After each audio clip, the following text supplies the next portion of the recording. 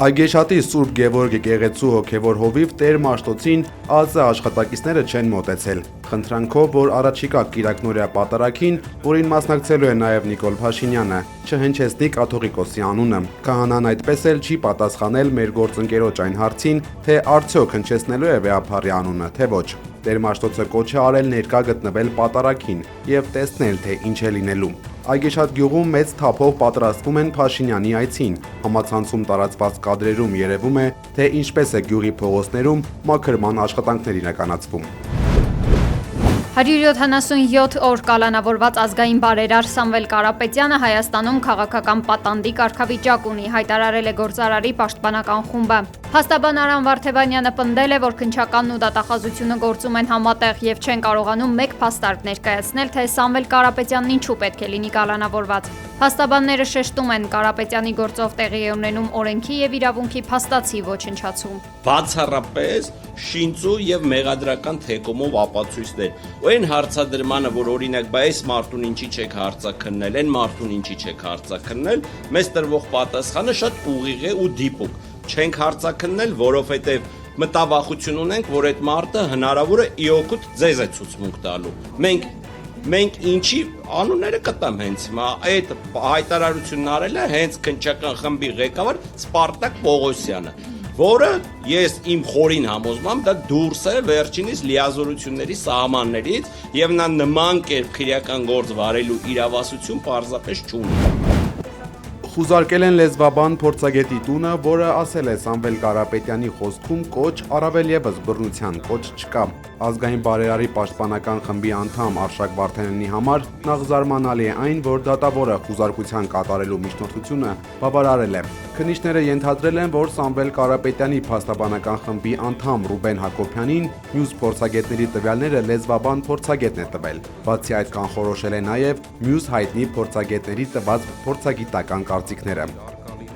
Սամվել Կարապետյանի նկատմամբ հետապնդումները իրականացվում են հեծը խլելու գործընթացին զուգահեռ։ Փաստաբան Արամ Վարդևանյանը ընդգծել է, որ Սամվել Կարապետյանը քաղաքական պատանդ է։ Սահմանադրական դատարանում քննության առկա կարգավորումներով պետք է բանակցություններ լինեն փոխհատուցման վերաբերյալ։ Վարդևանյանին զարմացրել այն հանգամանքը, թե ինչպես է հնարավոր մարդու հետ բանակցել, երբ վերջինս ապօրինի կալանավորված է։ Սամվել Կարապետյանի դիրքորոշումը հստակ է։ Նրա հստակ դիրքորոշումը արտահայտվել է 2025 թվականի հուլիսի 4-ի ուղերձում, որտեղ հստակ նշել է, որ իշխանությունը ոտնձգություն է իրականացնում Մայրաթորի նկատմամբ։ Վարդևանյանը նշել է, որ իրենք դիմում են ներկայացրել, որ քննությունը իրականացվի բանավոր ընթացակարգով, սակայն Սահմանադրական դատարանը մերժել է նշված միջնորդությունը։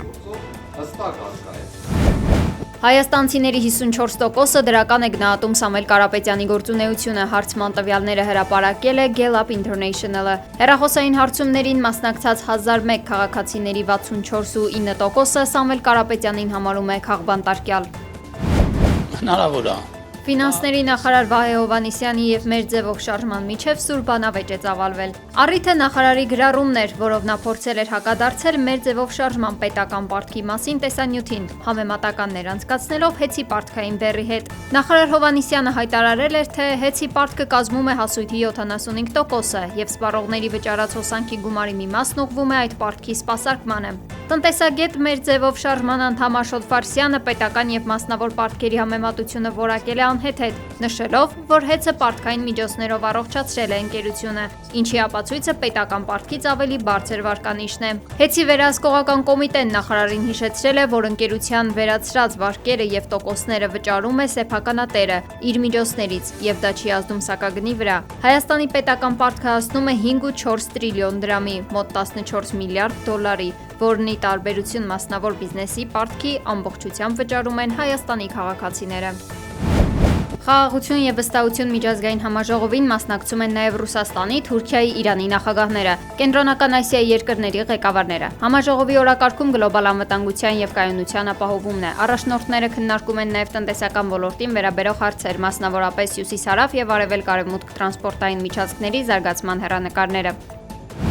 Հայաստանի վարչապետը Եվրասիական միջկառավարական խորհրդի ընդլայնված կազմով նիստի ժամանակ անդրադառնալով տարածաշրջանային կոմունիկացիաների ապաշրջափակման թեմային դրական է գնահատել իր ադրբեջանցի գործընկերոջ վերջին քայլը՝ ռուսական եւ ղազախական ցորենի բեռները Ադրբեջանով անցնելու թույլտվության համար։ хочу поприветствовать решение президента Азербайджанской Республики по разблокировке транзита для Грузии. Ցանկանում եմ ողջունել Ադրբեջանի Հանրապետության նախագահի որոշումը Ադրբեջանի տարածքով դեպի Հայաստան ուղղվող բեռների տարանցման ապաշրջափակման վերաբերյալ։ Սա նշանակալի ձեռքբերումներից մեկն է մեր տարածաշրջանում խաղաղության եւ կայունության հաստատման շրջանակներում։ Փոխվարչապետ Մհեր Գրիգորյանը հաստատել է, որ Գաբալայում կայացած հանդիպման ընթացքում Ադրբեջանի փոխվարչապետ Շահին Մուստաֆայևի հետ քննարկել է Ադրբեջանից Հայաստան նավթի ու նավթամթերքի հնարավոր արտահանման հարցը։ Գների, ծավալների եւ ներմուծմամբ զբաղվող ընկերությունների վերաբերյալ Ազատության հետ զրույցում Գրիգորյանը մանրամասներ չի ներկայացրել, նշելով, որ հետագա գործընթացը կլինի մասնավոր ընկերությունների միջև, իսկ հնարավոր պայմանները շուկայական։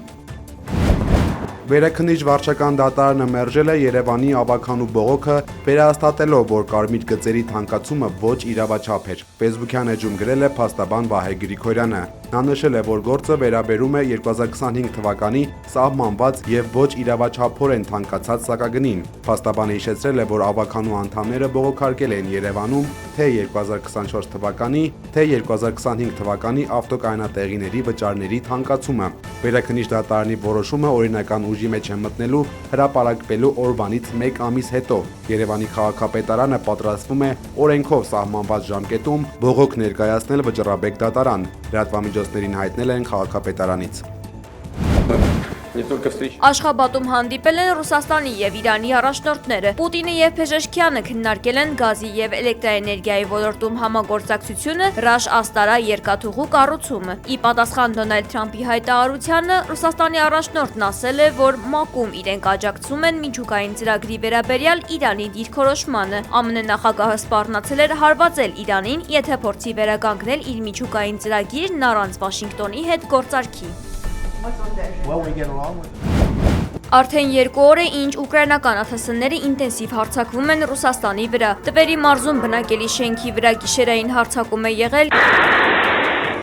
ինչի հետևանքով 7 մարդ է տուժել, այդ թվում 1 երեխա։ Մոսկվայի Շերեմետևո օդանավակայանում չվերտները ժամանակավորապես սահմանափակվել են, իսկ Սանկտ Պետերբուրգ քաղաքում երկրորդ օրն է խափանվել է բջջային ինտերնետի աշխատանքը, ինչը հանգեցրել է զանգվածային բողոքի։ Եվրամիության նախագահ Ուրսուլա ֆոն դեր Լեյենը հայտարարել է, որ ԱՄՆ նախագահ Դոնալդ Թրամփը չպետք է միջամտի եվրոպական ժողովրդավարությանը։ Ավելի վաղ Միացյալ Նահանգների ղեկավարը Պոլիտիկո պարբերականին տված հարցազրույցում Եվրոպան անվանել էր երկրների փտող խումբ, որոնք գլխավորում են թույլ մարդիկ։ Իսպանական քամիները դժվարություն են առաջացրել ֆրանսիական Paris Saint-Germain ֆուտբոլային ակումբը տեղափոխող ինքնաթիռի համար։ Կադրերում երևում է, թե ինչպես է քամին խոչընդոտում վայրեջքը։ Հմուտ օդաչուների շնորհիվ օդանավը բարեհաջող իջել է Բիլբաոյի օդանավակայան։ Միացյալ Նահանգների Կալիֆոռնիայի նահանգի բնակելի շենքերից մեկում հզոր պայթյուն է եղել, որի հետևանքով տուժել է 6 մարդ։ Պայթյունի պատճառը եղել է գազատարը։